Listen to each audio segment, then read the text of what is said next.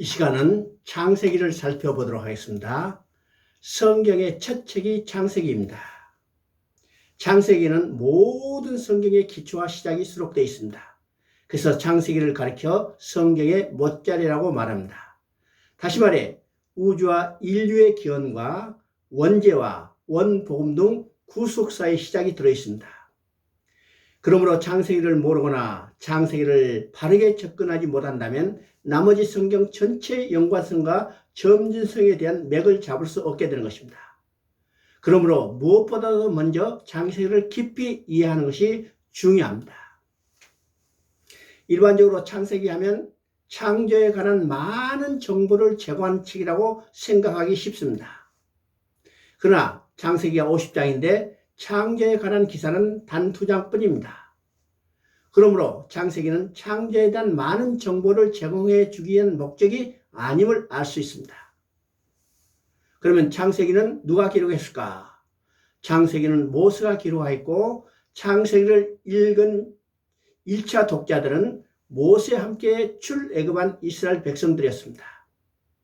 그래서 모세가 창세기를 기록하는 것은 출애굽한 이스라엘 백성들에게 천지 창조로부터 출애굽이 있기까지 그들이 애굽에서 노예 생활하는 동안 잃어버린 역사를 알려주려고 기록한 것입니다.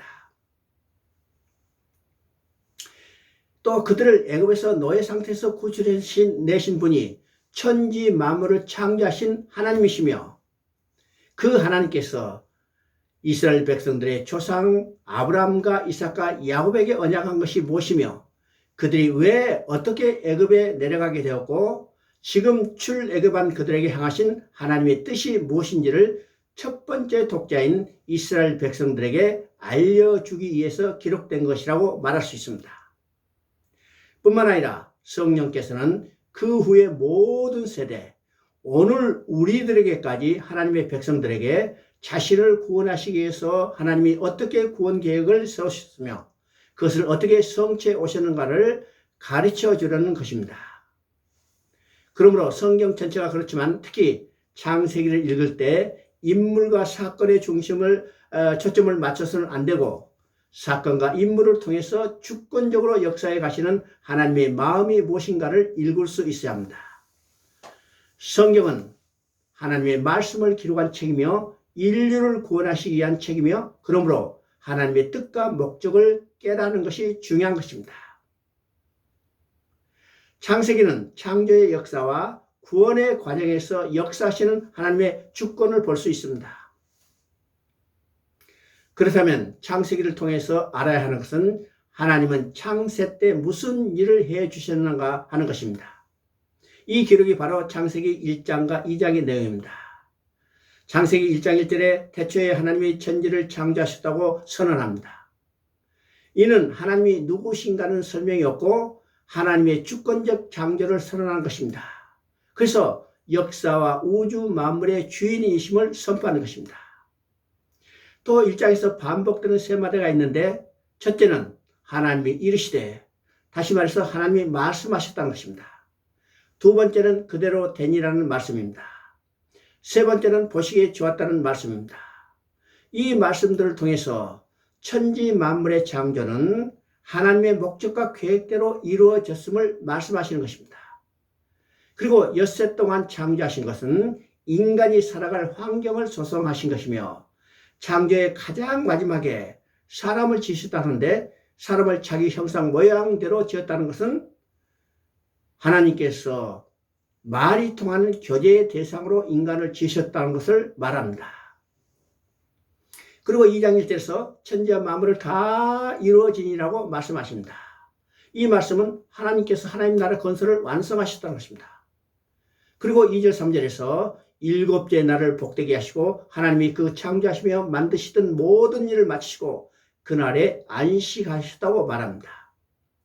이를 통해서 알 수 있는 것은 하나님의 창조의 목적은 하나님 나라의 건설을 완성하시고 백성된 자기 모양대로 지은 인간과 함께 살면서 완전하고 질서 있고 조화롭고 평화로운 나라에서 기뻐하며 즐거워하며 그의 영광을 드러내는 삶을 누리기를 원했었던 것입니다. 이것이 하나님의 창조의 목적이고 다른 말로 하면 안식을 누리는 것입니다. 이 목적을 위해서 주신 언약이 있는데 그 언약이 창세기 2장 17절입니다. 선악을 알게 한 나무의 열매는 먹지 말라. 먹이는 반드시 죽으리라고 말씀하신 것입니다. 이는 일반적으로 인간적인 관점에서 생각하면 금지 명예라고 생각합니다. 그러나 하나님의 마음, 하나님의 관점에서 본다면 이는 금지 명예라고 볼 수가 없습니다. 그래서 하나님께서 이 언약을 주신 목적은 이 언약만 지킨다면 하나님과 인간은 하나님이 통치하는 하나님 나라에서 왕과 백성의 관계, 남편과 아내의 관계, 아버지, 아들의 관계를 유지하면서 영원히 함께 살아가기 위해서 주신 것입니다. 그러므로 이 언약은 최초의 법이었습니다. 사랑의 언약이었습니다. 순종의 법이었던 것입니다. 그러므로 아담과 하와는 이 언약만 지켰다면 하나님이 통치하는 하나님 나라에서 하나님과 함께 살면서 하늘에 속한 모든 신령한 복을 누리며 살 수 있었던 것입니다. 이것이 창세기 1, 2장에서 하나님께서 행해 주신 일이 무엇인가를 보여주는 것입니다. 두 번째는 창세기 3장부터 11장까지입니다. 이 창세기 3장부터 11장까지는 1, 2장에서 하나님께서 해주신 일에 대한 인간의 반응이 어떤 것인가를 보여줍니다. 인류의 시초인 아담과 하와가 사단의 유혹에 넘어와서 먹지 말라 하는 하나님의 언약 법을 범함으로 세상에 죄가 들어오고 죄로 말미암아 사망이 왔습니다. 그러나 하나님께서는 은혜를 베푸셔서 그들을 돌아오게 하시겠다는 새로운 언약을 주십니다. 이 언약이 창세기 3장 15절입니다. 창세기 3장 15절에서 하나님은 아담과 하와를 유혹한 사단에게 여자의 후손은 내 머리를 상하게 할 것이라고, 즉 여자의 후손으로 하여금 사단을 멸망시키고 인류를 구원해 주시다고 선언하셨습니다. 이것을 원복음이라고 말합니다. 이 말씀은 우리가 세 마디로 나눠 볼 수 있습니다. 첫째는 이제후로는 인류는 여자의 후손과 뱀의 후손 두 진영으로 나뉘게 될 것이라고 하는 것을 알게 됩니다. 두 번째는 두 진영 사이에는 원수가 될 것이고 싸움이 있을 것인데 이 싸움은 곧 영적 전쟁인 것입니다. 그리고 세 번째는 결국에는 여자의 후손이 뱀의 머리를 상하게 할 것이라는 것입니다. 이 언약의 궁극적인 의미는 인류의 구원자로 여자의 후손 곧 메시아를 보내주시겠다는 약속입니다. 그래서 이제후로 펼쳐진 구속사에 있어서 여자의 후손을 보내시려는 하나님의 계획과 준비와 이를 적극적으로 저지하려는 사단의 방해 역사가 대립적으로 나타나게 되는 것을 보게 될 것입니다. 또 3장 21절에서는 여호와 하나님께서 아담과 하와에게 가죽 옷을 지어 입히시니라고 말씀합니다. 여기서 가죽 옷을 통해서 가죽 옷을 짓기 위해서는 짐승의 죽음이 전제되어야 합니다. 이 짐승의 죽음, 피 흘림을 통해서 그 가죽으로 옷을 지어서 벌거벗은 그들을 가려주시고 돌아오게 하시겠다는 것입니다. 이 가죽 옷을 통해서 어린 양의 죽음, 곧 어린 양 대신 예수 그리스도의 십자가의 죽음을 계시하고 있는 것입니다. 4장에서는 아담으로 말미암아 들어온 죄가 어떻게 확산되어 가는 것을 보여줍니다. 가인이 아벨을 쳐 죽인 것은 창세기 3장 15절에서 계시된 여자의 후손이 태어나지 못하도록 뱀의 후손이 대적하는 사건입니다. 이 사건을 기점으로 해서 뱀의 후손이 여자의 후손이 태어나지 못하도록 대적하는 사건이 성경에서 계속 반복적으로 나타난 것을 우리가 볼 수가 있죠. 자, 6장에서는 하나님의 아들들과 사람의 딸들 두 진영이 혼합되어 죄가 세상에 가득하게 되어 결국 홍수 심판을 유발하게 됩니다. 그러나 하나님은 홍수의 심판 가운데서도 은혜를 베푸셔서 노아의 8가족을 구원해 주십니다. 이제 인류는요, 홍수 가운데 구원받은 노아의 세 아들로부터 다시 번성하기 시작하지만 그들도 하나님을 배반하고 떠나서 자신들의 나라를 건설하려고 합니다. 이 나라가 바벨이라는 나라였고 이 나라는 계시록까지 하나님을 대적하고 하나님의 백성을 괴롭히는 대표적인 나라인 바벨론으로 등장하는 것을 보게 됩니다. 이것이 하나님의 사랑에 대한 인간의 반응으로 3장부터 11장까지 내용입니다. 세 번째는 12장부터 50장까지입니다. 인간의 반역, 인간의 불순종에도 불구하고 하나님은 어떻게 해 주셨는가, 그것을 기록한 내용이 바로 12장부터 50장까지 내용입니다.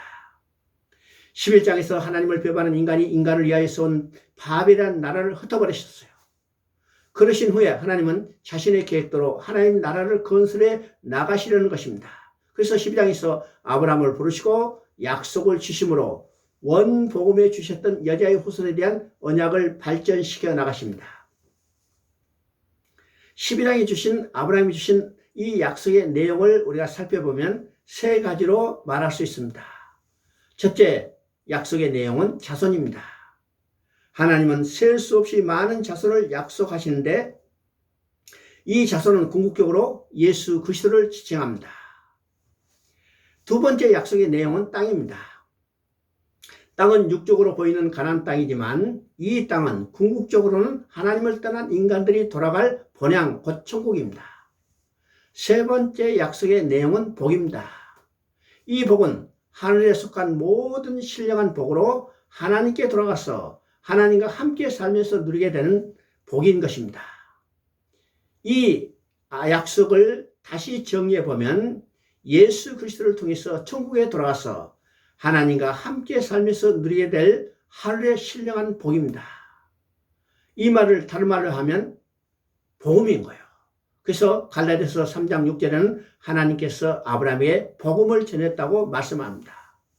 그러면 아브라함에게 주셨던 복음이 오늘 우리에게 주신 복음입니다.